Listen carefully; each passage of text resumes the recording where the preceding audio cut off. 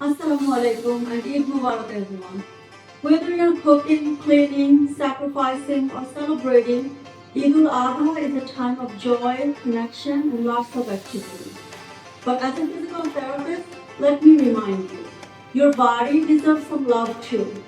So in today's quick video, I'm giving you some health smart, movement safe tips to keep you feeling great through all the festivities. Tip number 1, vaccine animal handling.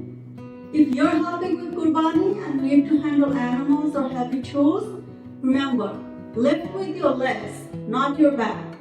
Keep your spine straight, bend your knees, and avoid twisting while lifting. Remember, one bad move can lead to back strain or even worse. If you're not trained to handle the animal, let the professionals take the lead. Tip number 2, standing smart during sacrifice prep.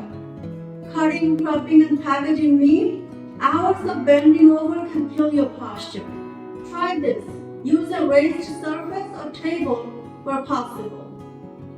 Switch sides often to avoid muscle imbalance. Take breaks to stretch your back, shoulders, and hands. Mini stretch idea. Stand tall, clasp your hand behind your back, and gently open your chest. This is great for reversing that back hunch. Tip number 3, don't skip movement. Eid is a busy time, but don't go into the couch potato mode after the Qurbani. Go for a walk with your family, stretch your legs between meals, get the kids moving with you. Even 10 minutes of light movement can prevent stiffness, improve digestion, and boost your mood. Tip number 4, prevent slips and cuts.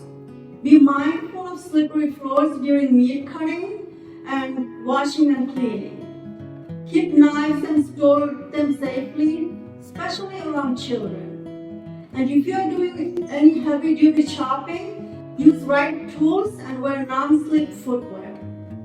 Remember, one cut tendon in your hand can affect months of movement.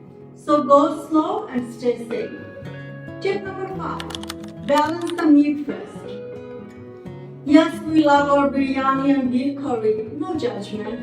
But for your joints, digestion, and long-term health, remember moderation is key. Too much red meat can trigger inflammation, joint pain, or even gut trouble. So balance it out with some veggies, digestive herbs like mint or lemon, and drink lots of water. Your body will thank you on the 3rd day of Eid when everyone else is groaning on the couch. So there you have it, your quick, physio-approved Eid safety guide.